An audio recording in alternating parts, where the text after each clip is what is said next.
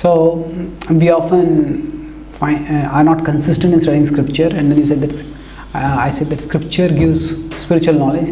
So is it because scripture's content is spiritual, that's why we don't feel consistent in we are not consistent in studying it? Like we often look for like something which is relevant, yeah. Yes and no. Prabhupada was once asked whether, why is scripture so difficult to study? Prabhupada said it is not difficult, it is unfamiliar. See, knowledge always progresses from the known to the unknown. If I try to present you two unknown things, and if you cannot link it to something known, you will not feel interested in it. If say today I come to give a class, and I say today I'll talk about demographic trends of polar bears in Alaska. What is the relevance? You may say, what is the point of it all? But then if I say that these demographic trends reflect how there is global warming, how there is climate change, and that climate change is that same climate change which is causing polar bears to get extinct in Alaska, that is causing the temperature to go high in Mumbai, and that is going to cause floods in Mumbai like there were recently in Chennai. Then you say, oh, this is okay, then it makes some connection. So what happens is when we acquire knowledge, so okay, Chennai floods or increasing humidity in Mumbai, this is something which I know. And then if I am going to something which is connected with that, then we form a link, then our knowledge progresses. See, essentially, interest and understanding, both are functions of connections. When I say I'm interested in something, what does it mean? I hear something, I connect with this. I'd heard this here, I had read that there, I had thought of it this at that time. It's connections.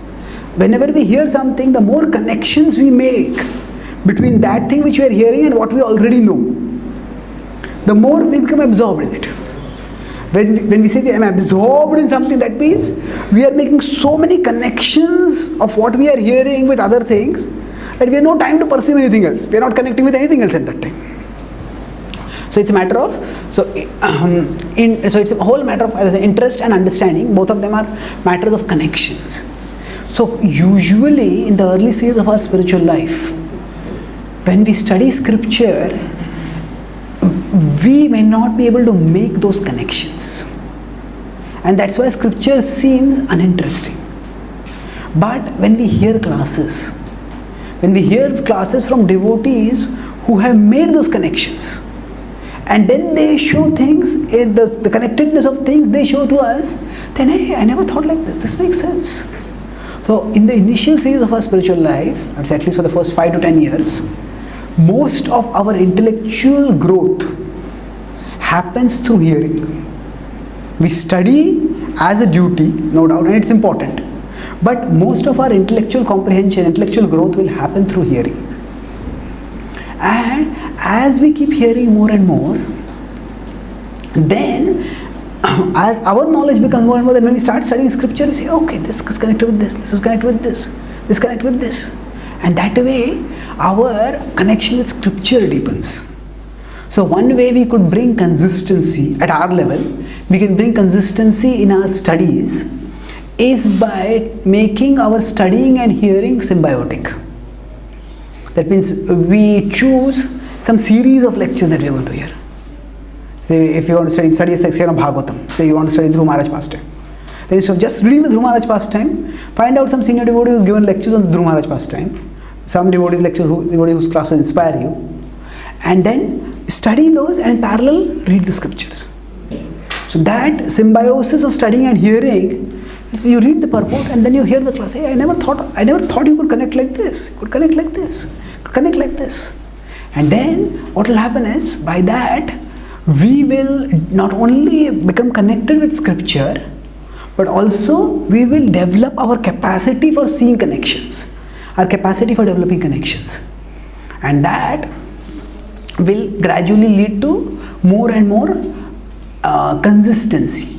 See, consistency is not just a matter of willpower. We of course need willpower for studying scripture, but the whole process of bhakti is not a process of raw willpower. No, I will do it. Every day I'll study for 1 hour. Every day I'll do this. Every day I'll do this. Even if I don't get any taste, I'll just grit my teeth and clench my fists and I will study. That will not be bhajatam priti purvakam. So we want to do bhakti which is priti purvakam. So we try to.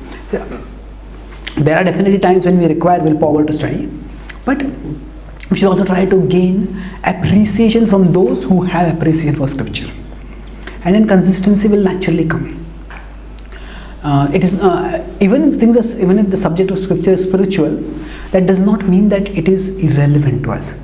It is still relevant, but how it is relevant, we need to understand by associating with and hearing from those who see that relevance and show it to us. Does that answer your question? Thank you.